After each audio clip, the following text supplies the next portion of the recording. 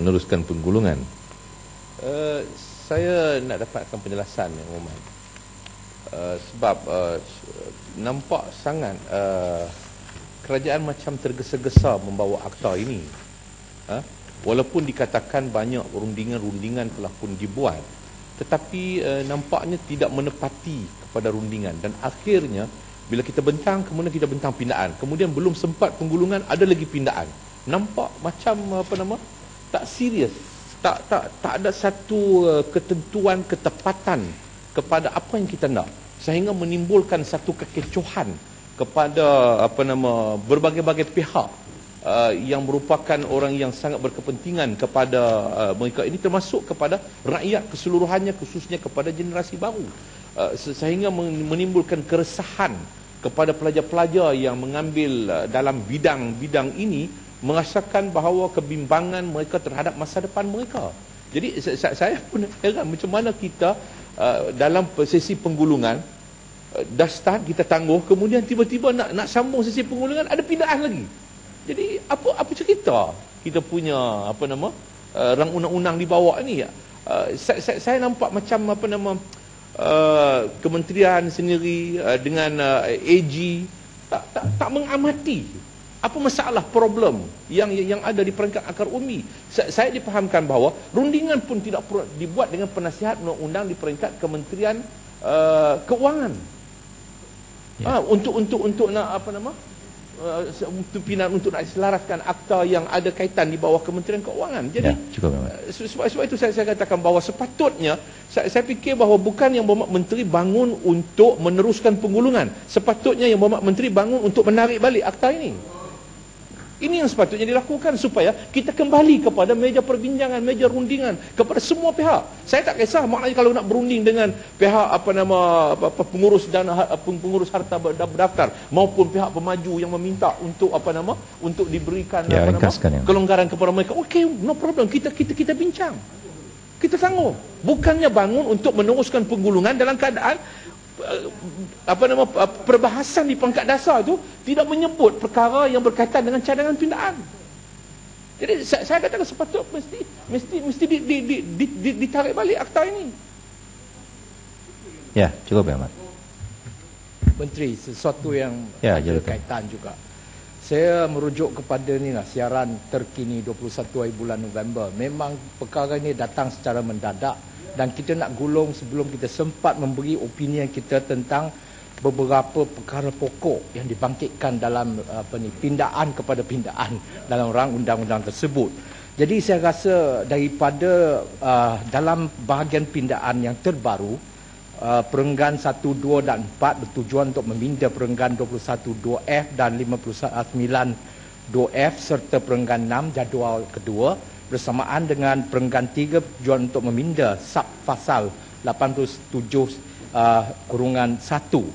Saya rasa dalam bahagian-bahagian tersebut ada satu buzzword ataupun kata yang paling penting, iaitu rang undang-undang ini akan meniadakan larangan daripada dilantik menjadi ejen pengurusan jika seseorang itu bukan merupakan seorang pengurus harta berdaftar. Kata induknya berdaftar. Saya rasa tujuan kita membuat pindaan dalam rang undang-undang ni untuk menggantikan Akta 663 tu adalah mempunyai tujuan yang mulia. Dan saya pun sempat ajak bincang dengan menteri di lobi parlimen bahawa kalau kita buat pindaan dan jadikan rang undang-undang baru tu dikuatkuasakan, ada dua perkara yang kita boleh capai. Yang pertama, kita mengukuhkan kedudukan dan juga kuasa COB, the Commissioner of Building, supaya semua gejala-gejala yang tidak sihat dalam bidang pengurusan bangunan tu dapat diatasi. Apa kelemahan yang kita lihat menerusi Akta 663 itu, kita tahu COB itu memang harimau tanpa taring. Jadi di mana-mana PBT pun kerajaan tempatan menurunkan kuasa kepada yang dipertua Majlis Perbandaran. Kadang-kala oleh kerana YDP itu tidak dilengkapi dengan dia punya knowledge dan sebagainya, ia turun kuasa kepada setiausaha ataupun ketua-ketua jabatan. Jadi banyak perkara yang mengaitkan berkaitan dengan COB itu tak dapat dijalankan. Tapi saya lihat dalam pindaan itu tidak disentuh tentang COB, malah dia mengurangkan, melemahkan lagi keutuhan COB, kerana sekarang siapa-siapa pun boleh terbitkan satu syarikat jadi pengurus pihak pengurusan bangunan. Jadi saya rasa the main aim to regulate supaya kita dapat mengatasi akibat dan gejala yang kurang sihat tu tak ada. Itu yang pertama. Yang kedua, Datuk Yang di-Pertua, ialah mengenai satu laporan dalaman, laporan akhir yang disediakan oleh Jabatan Perumahan Negara bersama dengan KPKT tentang kajian mengenai pengurusan dan penyelenggaraan bangunan berstrata dan harta bersama di bawah Akta Bangunan dan Harta Bersama Penyelenggaraan dan Pengurusan 2007 Akta 623 itu. Walaupun dia dalam bahagian kesimpulan dia kata banyak masalah dari segi pengurusan bangunan, dan isu dan permasalahan ini boleh dikategorikan dalam aspek kewangan, penyelenggaraan, pentadbiran, pematuhan undang-undang, faktor penduduk, keselamatan dan pengurusan risiko. Tapi apa yang saya khawatir ialah kepentingan stakeholder itu tidak dipelihara dengan elok yang hormat menteri. Sebab kalau dalam laporan itu dia ada disebut pihak stakeholder perlu melakukan pembaharuan terhadap minda pemilik dan juga cara pengurusan yang sistematik dengan penglibatan pihak kerajaan, swasta dan individu yang berpengalaman dalam bidang ini. Jadi soalan saya kepada Yang Berhormat Menteri beginilah. Saya rasa risalah yang terakhir ini yang bertarikh 21 November tu, saya rasa di antara kali bacaan kedua dan sehingga ini ada sesuatu yang telah berlaku. Something has happened. Ada kelompok-kelompok yang melobikan supaya menteri ini menidakkan laporan dalaman daripada KPKT sendiri. Jadi saya minta jawapannya jelas yang Bapak Menteri. Terima kasih Datuk. Ya, nak bagi jalan lagi Ahmad. Ya, Bang Krian. Terima kasih Datuk Yang Pertua dan Wak Menteri. Saya rasa di samping ada pihak-pihak yang melobi pihak kementerian yang berhormat sendiri, saya rasa Yang Berhormat Menteri juga mesti ada laporan daripada pusat-pusat pendidikan tinggi yang menyediakan kursus ini. Dan saya difahamkan UiTM, UM, UTHM dan UTM.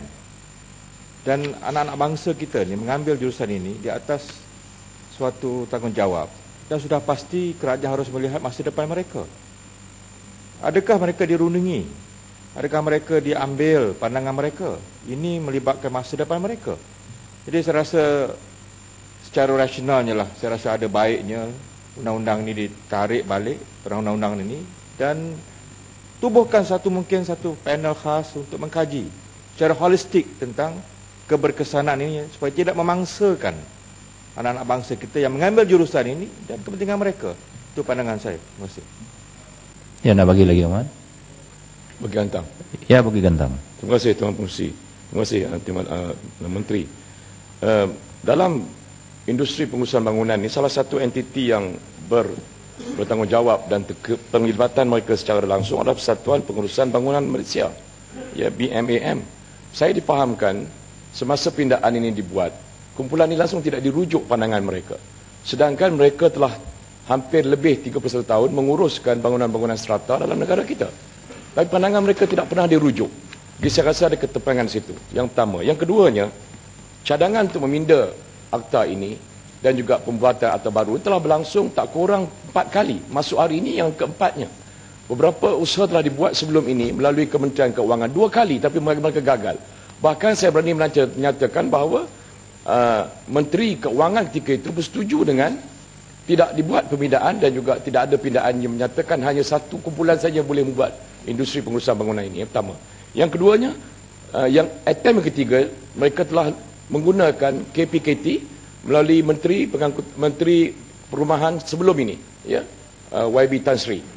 Dan dia juga memberikan satu komen untuk tidak bersetuju menjadikan akta ini mengkhususkan hanya kepada satu pihak untuk menguruskan bangunan ini.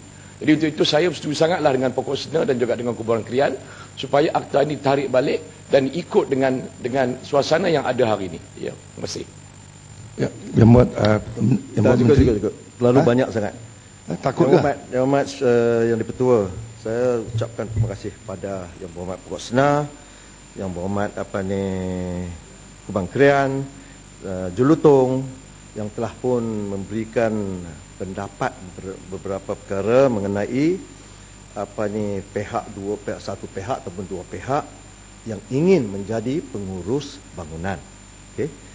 Dan Yang Berhormat Bukit Gantang. Tadi saya pun tak berapa faham maksud Yang Berhormat Bukit Gantang. Sebab apa? Apakah maksud saya hari ini? Maksud saya hari ini ialah untuk membukakan supaya pengurus-pengurus bangunan ni dapat diuruskan bukan oleh satu kelompok, satu badan. Kita buka kepada sesiapa yang layak yang berpendapat MC, developer ataupun JMB. Sebab Yang Berhormat saya masih ingat, saya tak jawab lagi ni. Yang Berhormat Bukit Gantang sama Datuk Seri Ong Tiket dalam ucapan telah pun mengatakan sebab apa kementerian harus memberikan monopoli kepada satu pihak saja untuk menjadikan pengurus harta. Sedangkan begitu banyak rumah pangsa, medium cost dan low cost yang susah payah nak bayar upah yuran pengurus harta satu kelompok. Sebab apa kita tak nak buka? Siapa layak jadi mengikut Management Corporation ataupun JMB, kalau fees dia agak fair, bagi dia orang urus. Betul tak? Dan yang kedua, sebab apa Yang Berhormat Pokok Sena kata menggesa-gesa? Saya masih boleh ingat semasa sebelum saya bentangkan Yang Amat Kasih sekejap. Sebab apa saya katakan macam ini? Sebab saya pernah membincang dengan ramai ahli parlimen, termasuk wakil-wakil BNBBC juga. Dan mereka berpendapat bahawa jangan kita sekarang ni zaman baru. Jangan kita hanya pegang kepada satu kelompok. Kita buka supaya adil dan saksama. Yang Berhormat Menteri, kalau boleh saya sambung sikit.